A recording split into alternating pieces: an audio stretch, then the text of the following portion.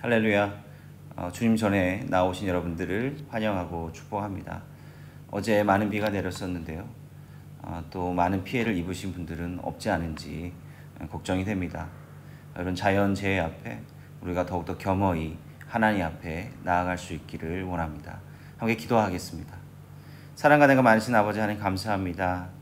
우리의 연약함을 다 아시는 주님, 오늘도 우리에게 새로운 날을 주셨습니다.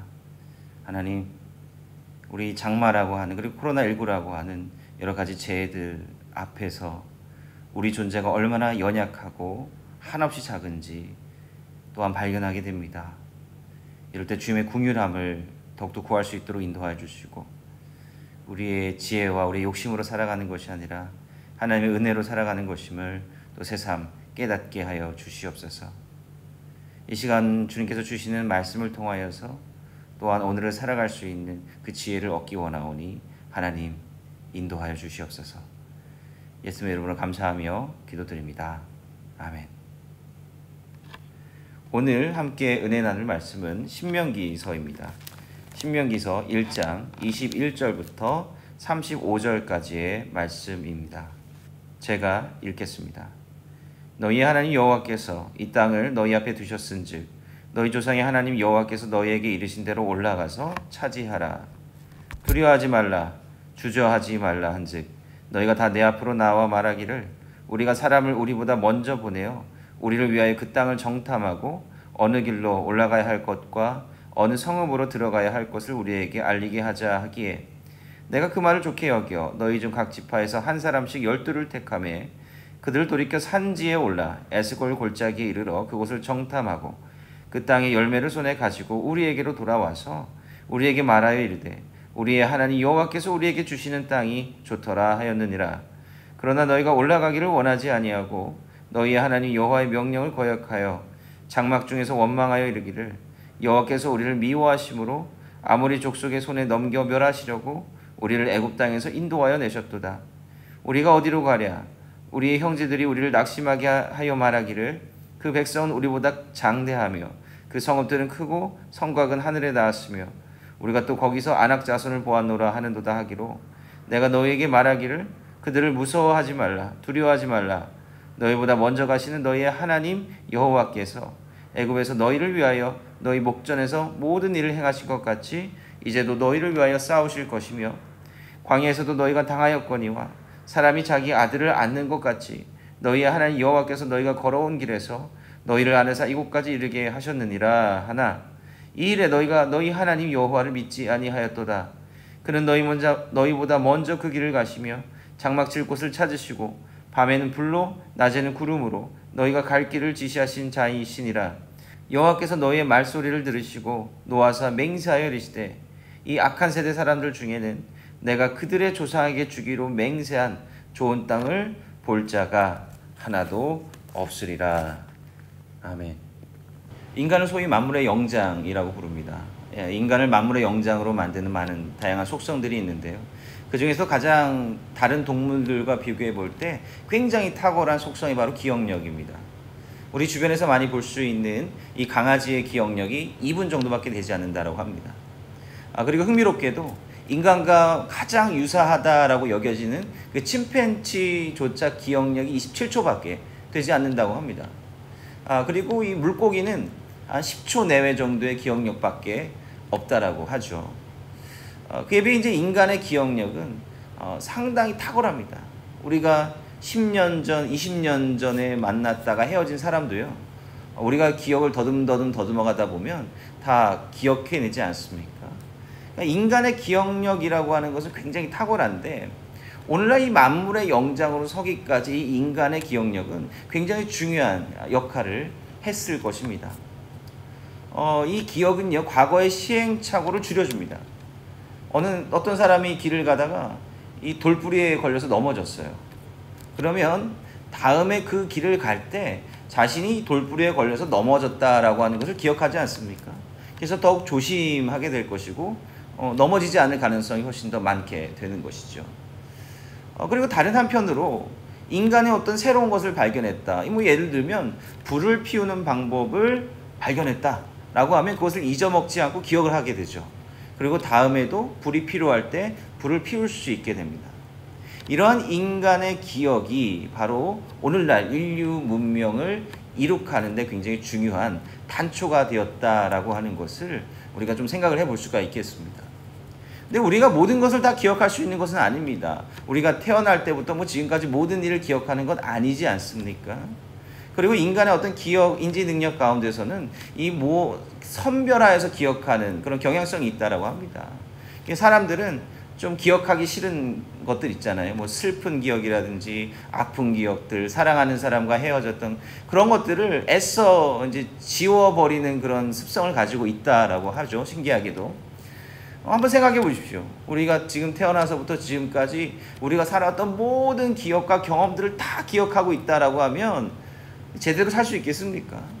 과거에 아프고 슬픈 기억들이 방금 전에 이루어졌던 것처럼 그렇게 실감나게 생생하게 기억이 된다면 제대로 된 생활을 할 수 있겠느냐라고 하는 것입니다. 그래서 인간은 망각의 동물이라고도 불리고요. 망각은 어찌 보면 하나님께서 주신 축복일 수도 있습니다. 근데 문제는 뭐냐면 우리가 망각하지 말아야 할 것까지 망각하면서 살아간다는 데에 있는 것 같습니다. 우리가 신명기 본문을 계속해서 보고 있는데요. 신명기 1장에서 모세는 이스라엘 백성들에게 계속해서 과거의 이야기를 들려주고 있습니다. 모세가 이스라엘 백성들에게 들려주고 있는 신명기 1장의 이야기들은요, 우리가 살펴보았듯이 출애굽기와 민수기에 이미 기록이 되어 있고 언급되어 있고 이미 암시되어 있는 그러한 이야기들입니다. 그런데 성경을 조금 자세하게 읽어보시는 분들은 좀 의아하게 생각되어질 수 있는 그런 대목들이 좀 있어요. 어떤 대목들이냐면 공통된 사건, 그러니까 출애굽기, 민수기와 신명기가 공통된 사건들을 언급하고 있는데 그 세부적인 내용으로 들어가다 보면 좀 다른 부분들이 드러난다라고 하는 것입니다. 바로 그 부분 때문에 사람들이 좀 의아하게 될 수 있죠. 마치 성경책이 통일성이 없어 보이는 그런 책처럼 느껴질 수가 있다라고 하는 것입니다. 어제 우리는 이제 모세가 다른 이스라엘 백성들과 함께 자기의 재판관의 책임을 분담했던 이야기를 우리가 나누어 보았습니다. 이 이야기는 출애굽기에도 나오고 민수기에도 또 한 번 나오게 됩니다. 물론 이제 다른 사건들이죠. 신명기에서는 그 두 사건을 통합한 듯이 그렇게 이야기를 하고 있는 것 같습니다. 그런데 이 모세가 자기가 가지고 있는 이 재판관의 책임을 분담하게 된 동기, 이것을 보면 좀 다릅니다. 예를 들면 모세가 출애굽기 18장에서 이드로를 만나지 않습니까? 모세의 책임을 다른 이들과 좀 나눠라, 분담해라 라고 조언했던 사람이 누구예요? 바로 이드로입니다. 이드로예요. 민수기 11장에서도 또한 나오는데 여기서 누가 자기의 직임을 분담하고자 합니까? 바로 모세 스스로입니다. 내가 내 짐을 홀로 질 수 없습니다. 너무 막중합니다 라고 하나님 앞에 구하니까 하나님께서 그 짐을 덜어주시지 않습니까? 신명기에서는 뭐라고 기록되어 있어요? 모세가 바로 이스라엘 백성들에게 이야기하죠. 이스라엘 백성들에게 내가 내 짐이 너무 무거우니까 같이 분담하자 이렇게 이야기하지 않습니까? 그러니까 이스라엘 백성들이 그것을 받아들여서 이 모세의 이 재판관의 직임을 다른 이스라엘 백성들 지도자들과 함께 분담했다라고 이야기하는 것이 그 신명기의 기록이다라고 하는 것입니다. 사람들은 여기서 이게 모순 아니냐, 통일성이 없는 것 아니냐라고 반문할 수도 있습니다. 그러나 이러한 본문들을 마냥 모순이라고 볼 수는 없습니다. 출애굽기가 강조하는 바가 있고요. 민수기가 강조하는 바가 있고 신명기가 강조하는 바가 있어요. 출애굽기에서는 이드로의 지혜, 이드로의 조언에 초점을 맞추고 있는 것이고요. 출애굽기 18장 자체가 이드로가 굉장히 중심이 된 그런 이야기이기 때문에 그렇습니다. 민수기는 하나님과 모세와의 관계에 초점을 맞추고 있어요. 이스라엘 백성들은 굉장히 난동부리고 반항하고 있는 그 사이에서 이 하나님과 모세와의 대화, 그 기도에 초점을 맞추고 있습니다. 한번 생각해 보십시오. 이드로가 그 조언을 했든 하나님께서 말씀하셨든지 간에 이 일을 분담하기 위해서 어쨌든 간에 모세는 이스라엘 백성들 앞에 나아가서 이 얘기를 했을 것 아닙니까? 그리고 그것을 이스라엘 백성들이 받아들였기 때문에 모세의 직임을 다 나누게 된 것 아닙니까? 이런 일련의 동일한 사건이죠. 그러나 출애굽기에서는 거기서 강조하는 바가 있는 것이고요. 민수기는 거기서 강조하는 바가 있고 신명기에서 모세가 강조하는 바가 뭘까요? 바로 이스라엘 백성들의 책임이다라고 하는 것이죠. 내가 너희들한테 이야기했는데 너희들이 그것을 받아들였고 너희들이 하나님의 뜻을 깨달아 하나님의 뜻대로 다른 사람들을 공정하고 공평하게 정의롭게 치료할 것이다. 이렇게 너희들이 직임을 받아들였다. 그러나 결과가 어떻게 되었느냐라고 하는 거예요. 엉망이 되지 않았느냐라고 하는 것이죠. 너희들이 그 책임을 다하지 못했기 때문에 하나님 앞에 불순종했기 때문에 이 출애굽 1세대가 문제를 맞이했다라고 하는 것을 모세가 일깨워 주려고 하는 것이죠. 그래서 그 포인트, 신명기에서 포인트는 항상 이스라엘 백성들의 책임에 있다라고 하는 것입니다. 그리고 오늘 우리가 읽은 본문이죠. 모세의 이야기는 바로 정탐꾼들의 이야기로 이어지게 됩니다. 정탐꾼 이야기는 여러분들께서 잘 아시는 바와 같이 민수기 13장과 14장에 기록이 되어 있습니다. 민수기 13장이 어떻게 시작이 되죠? 모세가 왜 정탐꾼들을 보내게 됩니까? 바로 하나님께서 정탐꾼들을 각 지파별로 한 사람씩 선발해서 보내라. 이렇게 시작을 하고 있습니다. 그런데 오늘 우리가 읽은 신명기 본문은 뭐라고 기록을 하고 있습니까? 바로 이스라엘 백성들이 먼저 모세에게 요청했다. 우리가 저 땅으로 이제 들어가야 되는데요. 저 땅이 어떻게 생겼는지, 저곳에 사는 사람들이 어떤 사람들인지 그걸 좀 알아야 되지 않겠습니까? 그래서 정탐꾼을 같이 보냅시다. 이렇게 이스라엘 백성들이 요구하는 것으로부터 시작이 됩니다. 모세는 이것을 받아들이고 정탐꾼들 보냈다라고 이야기를 하고 있습니다. 이건 역시 두 이야기가 모순이 된다라고 하는 것은 아닙니다. 이 두 이야기를 종합을 해보면 우리가 그때의 이야기를 좀 재구성을 해볼 수 있지 않을까 생각합니다. 이스라엘 백성들이 먼저 모세에게 요청했겠죠. 신명기에서 얘기했던 바와 같이. 이스라엘 백성들은 모세가 하나님께서 약속하신 저 땅으로 가라라고 이야기를 했는데 이 이야기를 먼저 물었던 거예요. 정탐꾼 보내야 되지 않겠습니까? 그러니까 이스라엘 백성들은 철저히 약간 좀 불신앙을 가지고 있는 거죠. 예. 뭐 하나님께서 가라 하시면 뭐 가면 되는데, 순종해서 가면 되는데 그러지 못하는 겁니다. 그 인간들의 본성이 그런 것이죠. 뭔가 눈에 보이는 그 증거를 파악을 하고 증거를 얻어야 뭔가 행동에 옮기려고 하는 그런 인간의 본성이다라고 하는 거죠. 표적을 항상 구하지 않습니까? 그래서 모세는 좋게 생각해서 오케이 그러자라고 이야기를 했겠죠. 그때 이제 민수기를 보면 어떻게 돼 있어요? 하나님께서 정탐꾼들을 정해 주시지 않습니까? 그 일이 있고 난 다음에 하나님께서 모세에게 이 정탐꾼들을 각 지파에서 뽑아서 보내라라고 하나님께서 말씀하셨겠죠. 그러니까 민수기에서는 하나님께서 보내라라고 하는 부분부터 설명을 하고 있는 것이고요. 모세는 이스라엘 백성들이 정탐꾼을 보내달라고 요구한 그 대목에서부터 시작을 하고 있는 것입니다. 그 두 이야기는 다른 이야기가 아니다라고 하는 것이죠. 자, 그래서 모세가 정탐꾼들을 보내지 않습니까? 12명의 정탐꾼들이 그 가나안 땅을 다 둘러보고 돌아왔습니다. 이 정탐꾼들이 보고를 하기 시작하는데 10명의 정탐꾼과 여호수아 갈렙 2명의 정탐꾼들의 보고가 갈리게 되죠. 10명의 정탐꾼들이 먼저 와서 이렇게 이야기합니다. 가나안 땅에서 이 기념품을 가지고 옵니다. 아주 튼실한 과일을 가지고 와서 저희들이 보기에 그 땅은 정말로 좋은 땅입니다. 이렇게 이야기를 하는 거예요. 여기까지 좋았습니다. 그런데 어떻게 그 뒤에 이어서 이야기합니까? 그런데 그 땅에 사는 사람들은 너무 강대한 사람들이라서 우리가 이길 수가 없습니다. 우리가 거기 들어가면 다 죽습니다. 이렇게 부정적인 보고를 하는 겁니다. 이스라엘 백성들은 이 이야기를 듣고서 이 모세를 원망하기 시작하고 아론을 원망하기 시작합니다. 급기야 모세를 끌어내리려고까지 하죠. 다시 애굽으로 돌아가자라고 이야기를 합니다. 그때 갈렙이 나서서 이야기하지 않습니까? 저곳은 정말 좋은 땅이고 젖가꼬리 흐르는 땅이고 하나님을 잘 의지하고 우리가 하나님 앞에 기쁨이 되면 하나님께서 우리를 그곳으로 인도해 주실 것이다 이렇게 이야기를 하잖아요.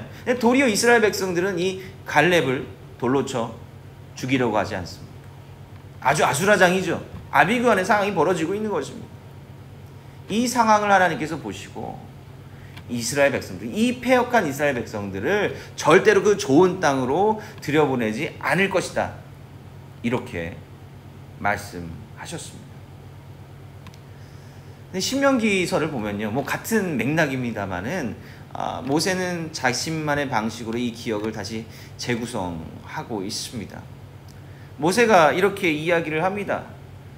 일단 덮어두고요, 이 정탐꾼들이 공통적으로 하는 말이 있지 않습니까? 그 땅이 좋았다. 모세는 이 말만 먼저 꺼내고 있어요. 정탐꾼들이 와서 보고할 때 그 땅이 좋았다, 이렇게 얘기하지 않았느냐? 모세는 그렇게 기억하고 있는 것입니다. 이 기억에서 모세의 심리가 무엇일까요? 그 기억 뒤에 부정적인 보고가 쭉 나옵니다마는 모세가 그 이야기를 들었을 때, 그 10명이든 2명이든 그 정탐꾼들 보고를 들었을 때 모세의 귀에 딱 박힌 건 뭐냐면 그 땅이 좋다라고 하는 것입니다. 그 사람들이 강대하고 말고 아무 상관없이 그 땅이 정말로 하나님께서 말씀하신 대로 젖과 꿀이 흐르는 땅이구나, 그래 됐다. 모세는 이거면 충분했던 것입니다. 모세는 이거면 충분했던 거예요. 그렇게 얘기하지 않았느냐라고 하는 거예요.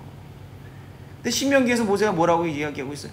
이 사람들이 그 땅이 좋다라고 하나님께서 말씀하신 대로 그 가나안 땅이 젖과 꿀이 흐르는 땅이고 좋은 땅이다라고 하는 말을 너희들이 들었음에도 불구하고 너희들이 올라가기를 원치 않았다. 여기서도 모세는 이스라엘의 백성들의, 과거 이스라엘 백성들의 책임을 강하게 질타하고 강하게 묻고 있습니다. 너희들이 정탐꾼 보내달라 해서 보냈어. 그래서 와서 과일 가지고 와가지고 보여주면서 그 땅 정말 좋은 땅입니다, 이런 보고를 했음에도 불구하고 너희들이 올라가기를 원치 않았다라고 하는 것입니다. 가나안 점령에 대한 그 부정적인 보고는 이스라엘 백성들 사이에서 들불같이 번지기 시작했습니다. 모세는 그 뒤에 나오는 부정적인 보고를 기억하기도 싫었어요. 듣기도 싫었습니다. 모세는 앞에 있는 그 땅이 좋다, 이것만 들었어요. 근데 모세가 언급하고 있는 신명기 기록을 보면 뭐예요? 이스라엘 백성들 스스로 그 부정적인 보고에 현혹되어서, 그 부정적인 보고에 오염되어서 스스로 올라가기를 원치 않았다, 하나님의 뜻을 따르기를 거절했다, 이렇게 이야기하는 것입니다. 왜 그랬을까요? 이스라엘 백성들은 분명히 좋은 보고가 있었음에도 불구하고 왜 부정적인 보고에만 매달렸던 것일까요? 모세가 29절 이하에서 이렇게 이야기하고 있습니다. 내가 너희에게 말하기를 그들을 무서워하지 말라, 두려워하지 말라. 너희보다 먼저 가시는 너희의 하나님 여호와께서 애굽에서 너희를 위하여 너희 목전에서 모든 일을 행하신 것 같이 이제도 너희를 위하여 싸우실 것이며. 모세는요, 잊지 말아야 될 것을 기억하고 있었어요. 분명히 기억하고 있어요. 그게 뭐죠? 애굽에서 이스라엘 백성들을 구원하신 사건이죠. 애굽의 군대로부터, 그 철병거 군대로부터 이 이스라엘 백성들을 구원해내신 그 과거 그 출애굽의 기억을 모세는 분명히 기억하고 있었어요. 그 동일한 하나님께서 우리와 싸워주실 것이다, 우리의 앞서 길을 개척하실 것이며 우리를 대신하여 싸워주실 것이다 라고 하는 그런 믿음의 확신이 분명히 서 있었던 것입니다. 그렇기 때문에 다른 건 상관없이 그 땅이 좋으면 된 겁니다. 그 땅이 하나님께서 말씀대로 좋은 땅이니까 우리는 거기 들어가기만 하면 된다라고 하는 것입니다. 근데 이스라엘 백성들은 그 과거의 기억을 송두리째 다 잊어버리고 말았다라고 하는 거예요. 우리가 어제 나눴던 이야기랑 한번 연결시켜서 한번 생각해 볼까요? 출애굽 1세대 백성들의 첫 번째 잘못이 뭡니까? 하나님의 말씀을 잘 배우고 그 뜻대로 잘 재판하고 그 뜻대로 잘 살아야 되는데 그러지 못하고 황금소를 섬기고 다시 애굽의 질서로 돌아가 버렸죠. 자신들이 맡은 바 책임을 다 하지 못했다. 불순종의 죄가 있었고요. 오늘 우리가 본 이 말씀 가운데서 우리가 볼 수 있듯이 하나님께서 과거 이스라엘 백성들을 위해서 역사해 주신 그 은혜가 있음에도 불구하고 그것을 다 망각해버리고 현실적인 문제 앞에, 현실적인 어려움 앞에 그것을 다 망각해버리고 하나님 원망하고 모세를 원망하고 하나님의 뜻에 따르지 않았다. 바로 불신이 있었다라고 하는 거죠.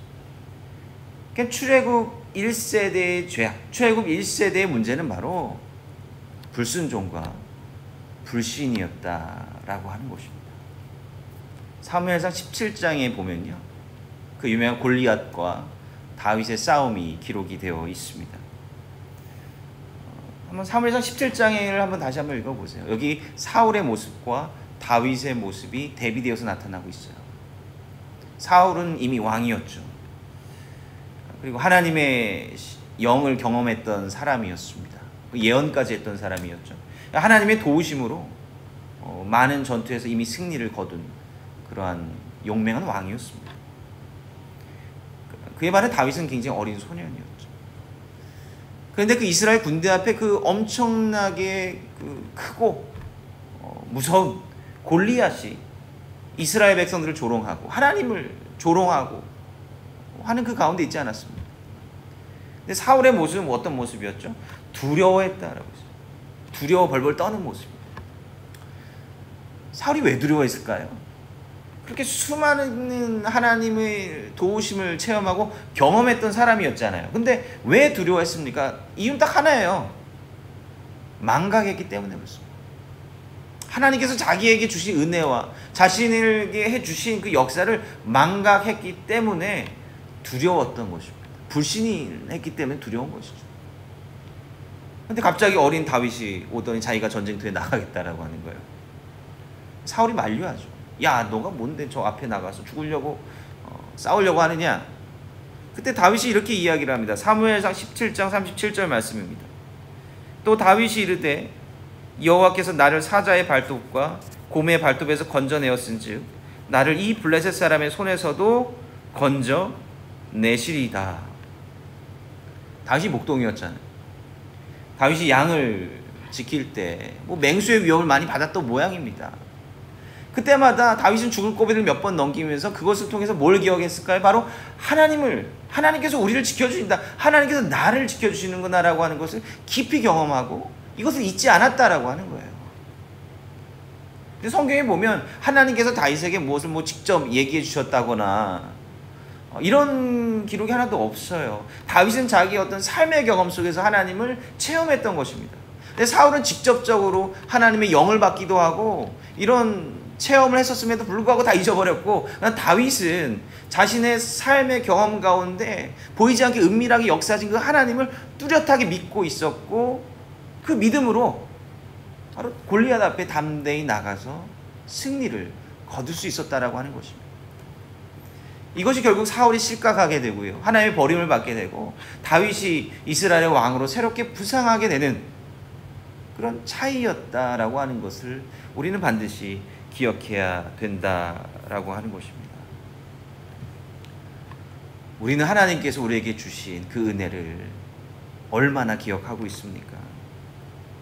세상의 시험과 어려움에 직면할 때 우리는 여러분들 누구를 떠올리십니까? 무엇을 떠올리십니까?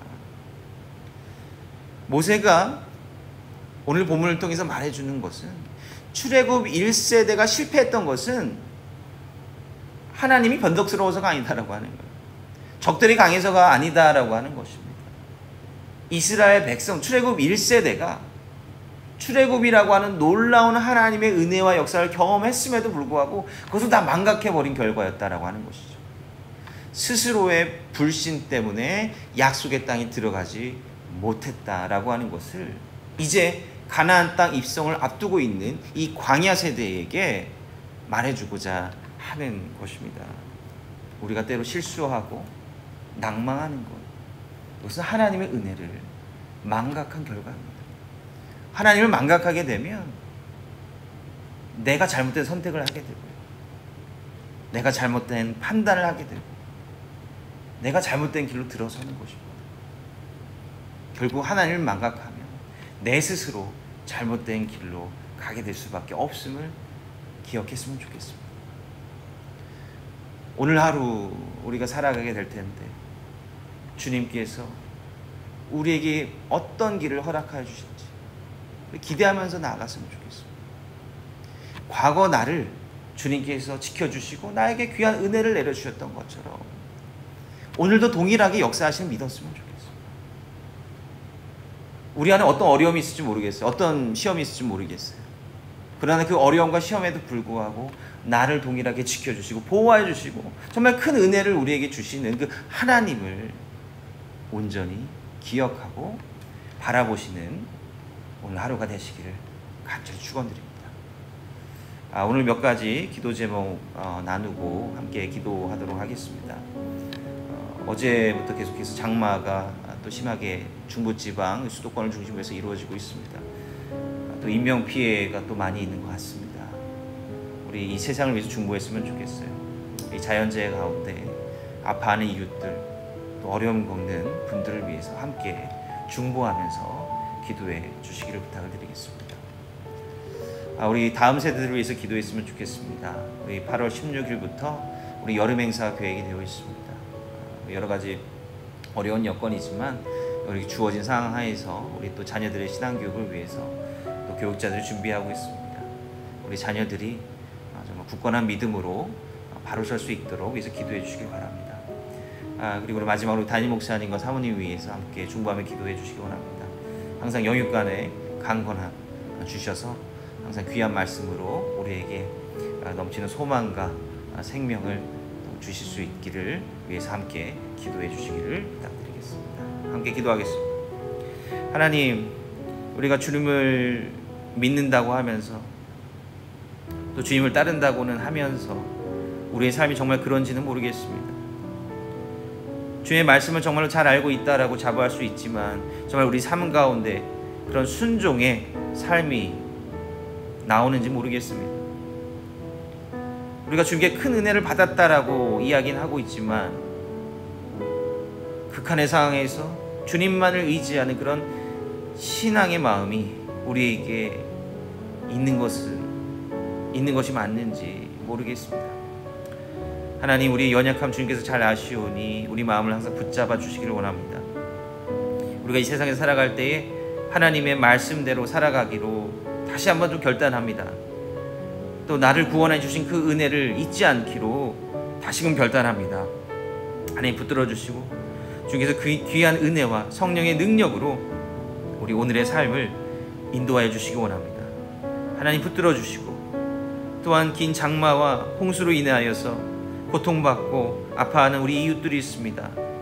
주님께서 불쌍히 여겨주셔서 그 마음 위로하여 주시고 그 일을 통하여서 주님